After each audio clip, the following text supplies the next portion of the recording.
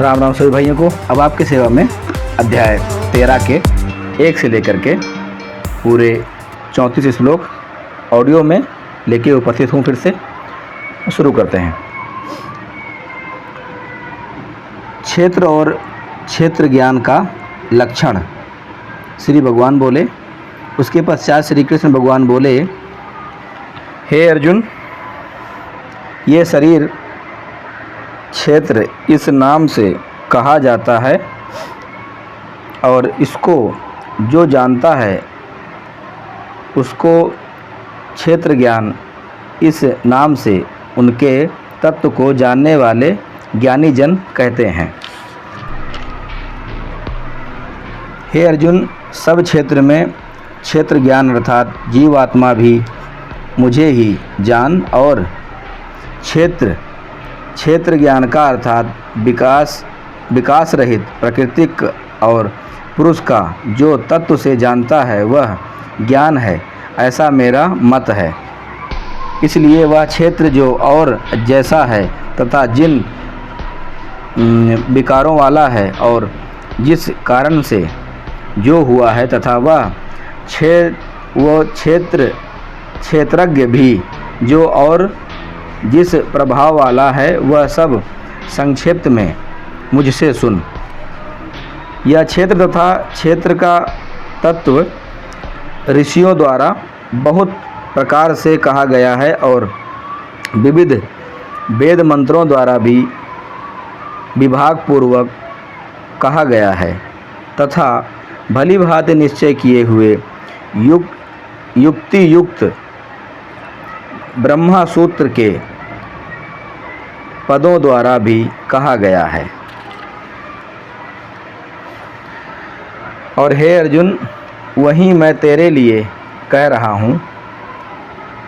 5 महाभूत अहंकार, बुद्धि और मूल प्रकृति भी तथा 10 इंद्रियां, 1 मन और 5 इंद्रियों के विषय अर्थात शब्द, स्पर्श, रूप, रस और गंध तथा इच्छा, द्वेष, सुख, दुख, स्थूल देह का पिंड, चेतना और धृति, इस प्रकार विवेक विकारों के सहित यह क्षेत्र संक्षिप्त में कहा गया है। ज्ञान के साधनों में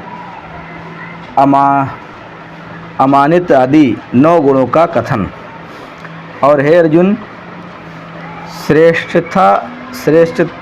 श्रेष्ठता के अभिमान का अभाव, दंभचरण का अभाव, किसी भी प्राणी को किसी प्रकार की ना तनाव, क्षमा भाव, मन वाणी आदि सरलता, श्रद्धा भक्ति सहित गुरु की सेवा, बाहर भीतर की शुद्धता, अंतःकरण की स्थिरता और मन इंद्रियों सहित शरीर का निग्रह तथा इस लोक और परलोक के संपूर्ण भोगों में आसक्ति का अभाव और अहंकार का भी अभाव, जन्म मृत्यु, जरा और रोग आदि में दुख और दोषों का बार बार विचार करता है तथा पुत्र, स्त्री, घर और धन आदि में आसक्ति का अभाव, ममता का ना होना तथा प्रिय और अप्रिय प्राप्तियों में सदा ही चिंता का सम रहना और मुझ परमेश्वर में अनन्य योग के द्वारा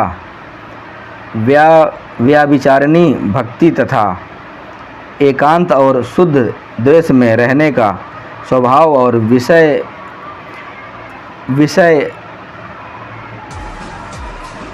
विषायक्त मनुष्य के समुदाय में प्रेम का ना होना तथा अध्यात्म ज्ञान में नित्य स्थिति और तत्व ज्ञान के अर्थ रूप परमात्मा ही देखना सब ज्ञान है और जो इससे विपरीत है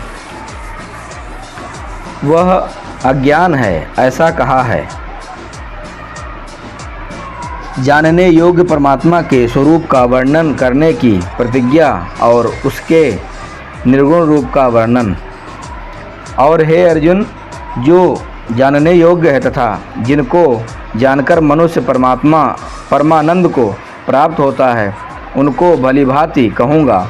वह अनादि वाला परम ब्रह्म ना सत्य ही कहा जाता है, ना असत्य ही, परंतु वह सब ओर हाथ पैर वाला, सब ओर नेत्र सिर वाला, मुख वाला तथा सब ओर कान वाला है, क्योंकि वह संसार में सबको व्याप्त करके स्थित है। और वह संपूर्ण इंद्रियों के विषय को जानने वाला, परंतु वास्तव में सब इंद्रियों से रहित है तथा आसक्ति रहित होने पर भी सबका धारण पोषण करने वाला और निर्गुण होने पर भी गुणों को भोगने वाला है। चराचर सब भूत के बाहर भीतर परिपूर्ण है और चर अचर रूप भी वही हैं, और वह सूक्ष्म होने से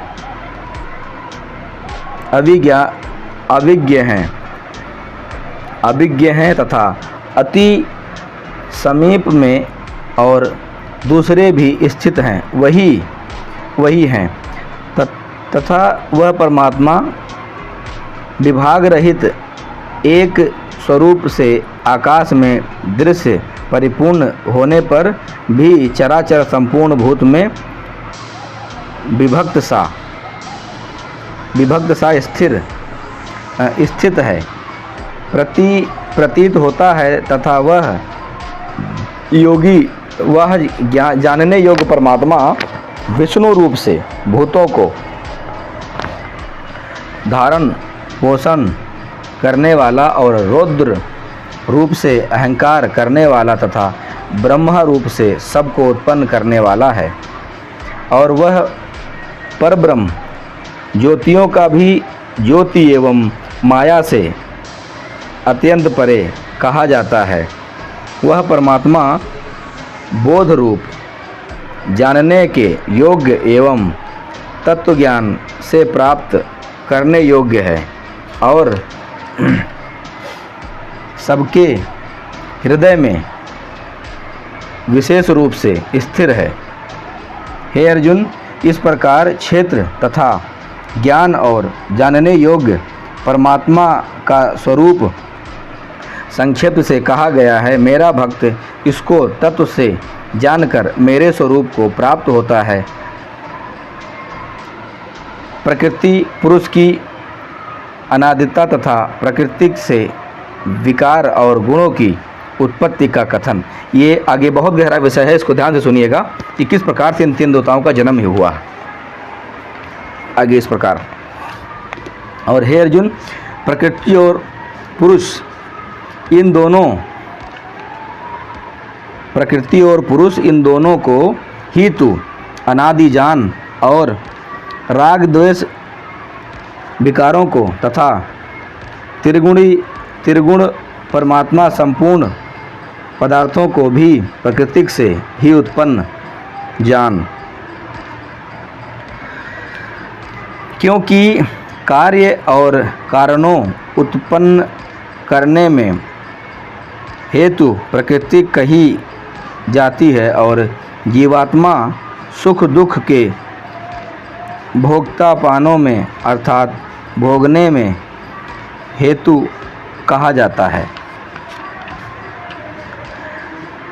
प्रकृति के संग से पुरुषों को भोग और नाना योनियों की प्राप्ति का ज्ञान,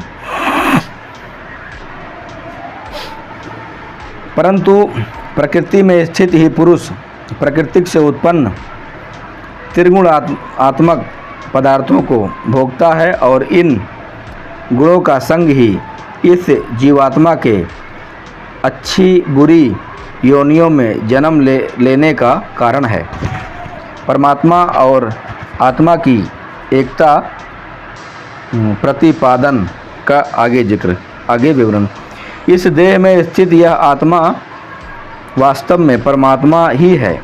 वही साक्षी होने से, उपद्रष्टा और यथार्थ संपत्ति देने वाला होने से, अनुमंता, सबका धारण पोषण करने वाला होने से, भर्ता, जीव रूप से भोक्ता, ब्रह्म आदि का भी स्वामी होने से, महेश्वर और शुद्ध सच्चिदानंद घन होने से परमात्मा ऐसा कहा गया है।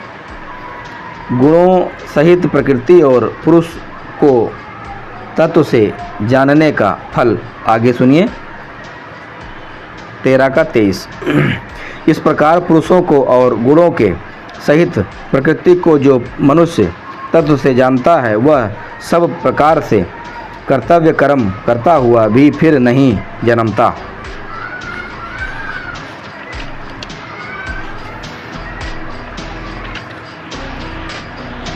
ध्यान योग, ज्ञान योग और कर्म योग से भगवत प्राप्ति कथन। हे अर्जुन, उस पुरुष परमात्मा को कितने ही मनुष्य तो शुद्ध हुई सूक्ष्म बुद्धि से ध्यान के द्वारा हृदय में देखते हैं, अनन्य कितने ही ज्ञान योग के द्वारा और दूसरे कितने ही कर्म योग के द्वारा देखते हैं, अर्थात प्राप्त करते हैं। महान पुरुषों के कथन अनुसार उपासना करने से भागवत प्राप्ति कथन कैसे है वो बता रहे हैं। परंतु इनसे दूसरे अर्थात जो मंद बुद्धि वाले पुरुष हैं, वे इस प्रकार ना जानते हुए दूसरों से अर्थात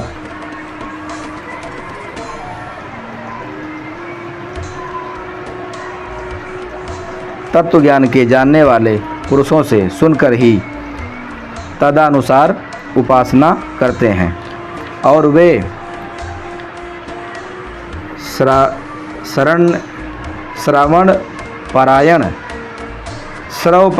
श्रावण्य परायण पुरुष भी मृत्यु रूप संसार को निसंदेह तर जाते हैं। क्षेत्र और क्षेत्रों के संयोग चराचर प्राणियों की उत्पत्ति का कथन। आगे, हे अर्जुन, यथावंत्र जितने भी स्वरंजन जंगम वाणी स्वर जंगम वाणी उत्पन्न होते हैं, उन सबको तू क्षेत्र और क्षेत्र ज्ञान के संयोग से उत्पन्न जान। इस प्रकार जो पुरुष नष्ट होते हैं, सब चराचर भूत में परमेश्वर को नाश रहित और समभाव से स्थिर देखता है, वही यथार्थ देखता है। क्योंकि जो पुरुष सब में समभाव स्थित परमेश्वर को समान देखता हुआ अपने द्वारा अपने को नष्ट नहीं करता, इसमें वह परम गति को प्राप्त होता है। और जो पुरुष संपूर्ण कर्म को सब प्रकार से प्रकृति के द्वारा ही किए जाते हुए देखता है और आत्मा को अकर्ता देखता है, वही यथार्थ देखता है।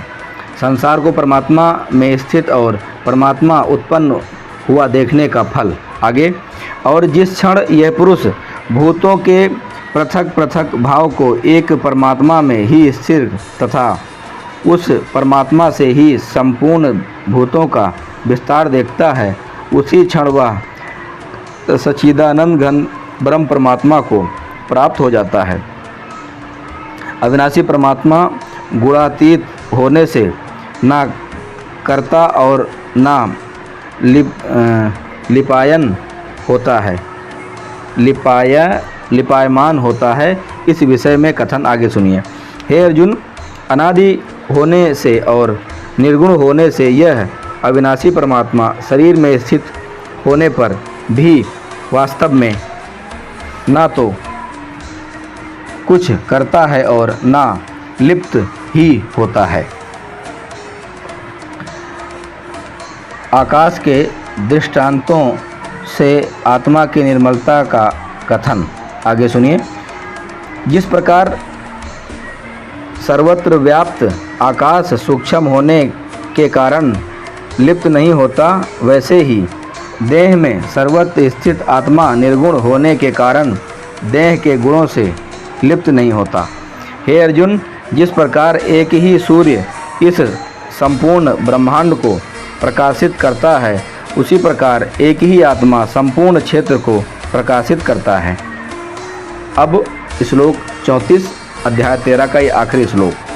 क्षेत्र और क्षेत्र ज्ञान के भेद को जानने का फल परमात्मा की प्राप्ति बतलाना।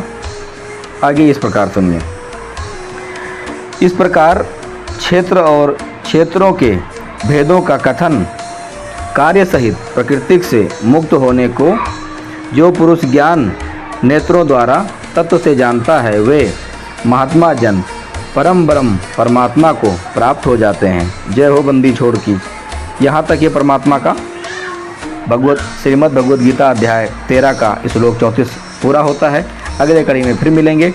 और इसके साथ ये बताना चाहूँगा, देह, प्रकृति, उत्पत्ति और साकाम, इन सभी का परिचय दिया है इस अध्याय में। आप इसको रोक रोक करके भी सुन सकते हैं और आराम से धैर्यपूर्वक सुनिएगा, सब कुछ आपके समझ में आएगा। जो ना समझ में आए कमेंट में पूछिएगा, सब बताया जाएगा। आप ही की सेवा के लिए और सुविधा के लिए, सनातन ज्ञान को, परमात्मा की भक्ति करने के लिए सब सारा प्रोग्राम किया जा रहा है। तो इस प्रकार आगे अगली कड़ी में फिर मिलते हैं। तब तक के लिए राम राम। जय हिंद, जय परमेश्वर।